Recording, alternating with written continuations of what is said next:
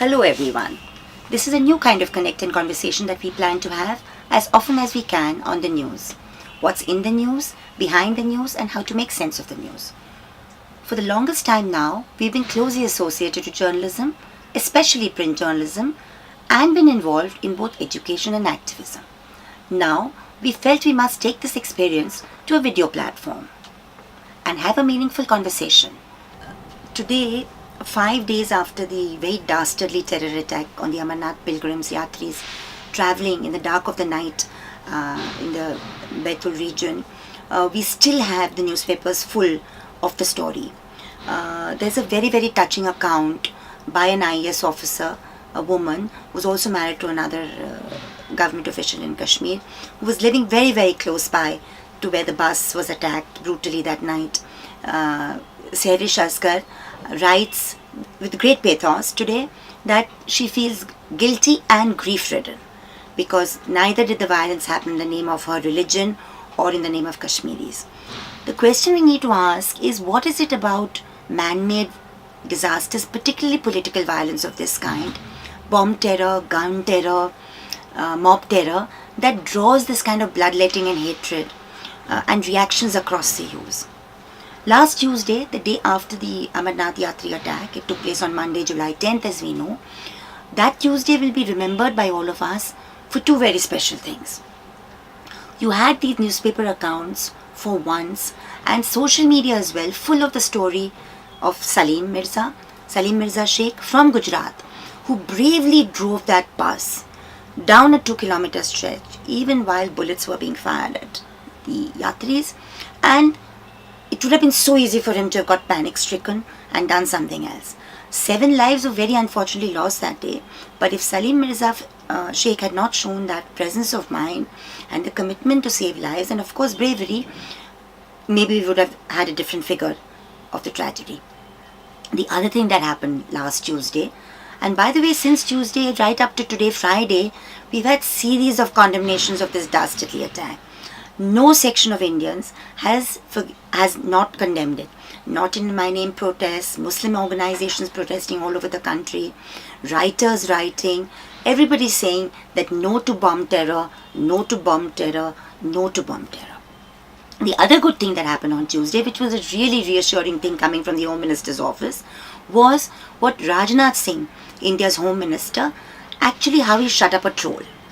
Now we know, all of us, and many of us are subject to the kind of hate trolling all the time in public life, that false fake accounts, Twitter accounts are set up and all sorts of hatred is spread in the name of all sorts of things, religion, nationalism, etc. That day, tagging Rajnath Singh ji, this troll actually used very abusive language and told him, please don't speak about Kashmiriyat, just go and cull them out. Now, the response that Mr. Rajnath Singh gave as India's Home Minister to this troll was that yes, indeed, it is my duty to save all Indians, including Kashmiris. And he went further to say that Kashmiris, in fact, are not terrorists, or all Kashmiris are not terrorists. It was a very welcome statement, much, much overdue, because coming from the highest office of the Home Minister, it actually was salutary. And by the way, that fake Twitter account got deleted. The Amarnath Yatra has been going on for the longest time. It's a very important yatra for Yatris from all over the country. And in 1963, it had about 4,000 pilgrims. And then now, in 2016, you have many, many thousands. In a typical example of kind of competitive communalism as we see it, in 1996, the Harkatul Mujahideen sort of threatened the yatra and said that, we won't allow this yatra because the Bajrang Dal in India, also a very communal and rabid outfit, had issued a Chalo Amarnath call. Thanks to this competitive brands of hatred, which we are actually seeing polluting our mist, we had first 21,000 people registering and then as many as 50,000 Yatris going. So, the yatra is very, very important religiously, but it is also overtaken by political overtones, as always happens. There's been a long history, as I said, to the yatra, and there are 2 different routes by which you can go to it.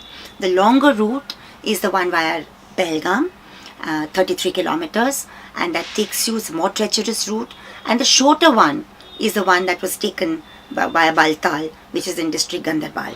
This is a short route. Pilgrims can go and come back in a day, whereas the other one takes a long 5 days. So the Amarnath Yatra was last time attacked in year 2000. Among all these very pleasant reactions that came in, which were salutary, which were sane, which called for peace and harmony among all Indians, you had the normally discordant voices.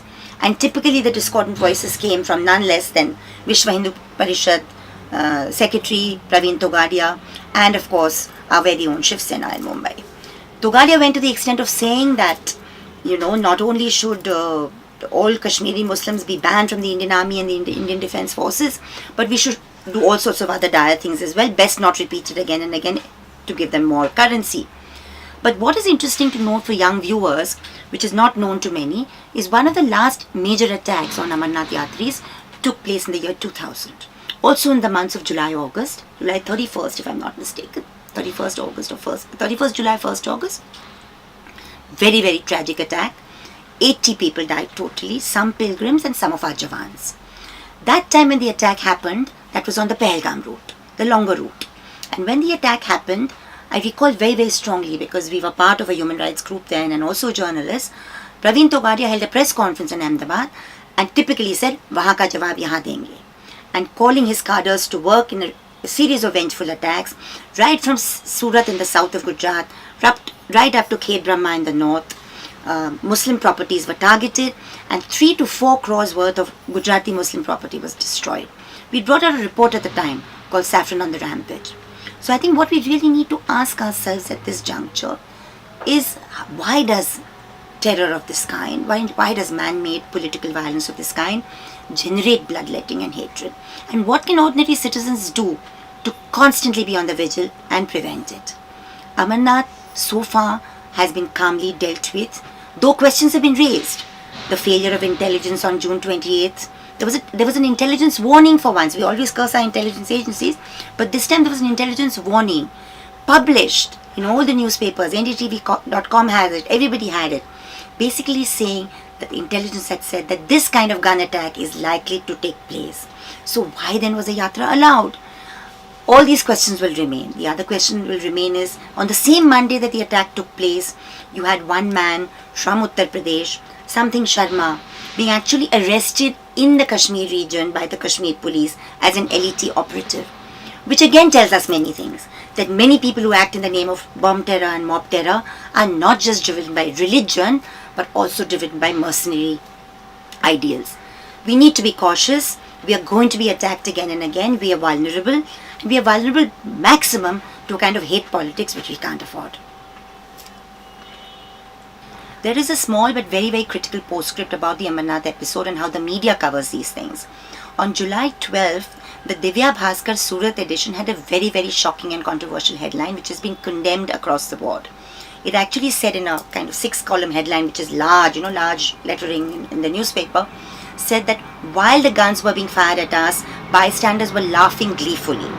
Now this report quotes one supposed person, Raval from Valsad, who has not been traced by any other media person, and contradicts Greater Kashmir, Rising Kashmir, Hindustan Times, Hindu, and all the other newspapers who've covered this extremely minutely, including saying, by the way, that Pahalgam, which is in the valley, Muslim dominated, shut down in protest against the Amarnath attack. So I think it raises a question of the Press Council of India, the guidelines, and how the media should be looking at these things. Apart from the Amarnath Yatri attack, which is very critical, we look at a few more issues this week. Bashirat, Bengal, Zohrabi attack on the domestic worker in Noida, and of course a ghastly attack on a Muslim family near Agra bound on a train. Very worrying situation indeed.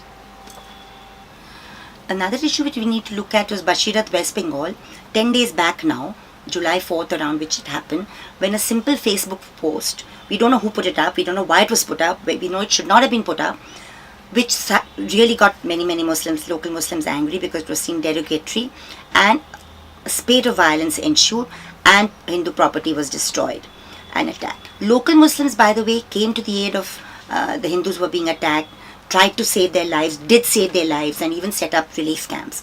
But a whole bunch of people did come from outside and the destruction took place, and serious questions are being raised about why the state government took too much time to respond.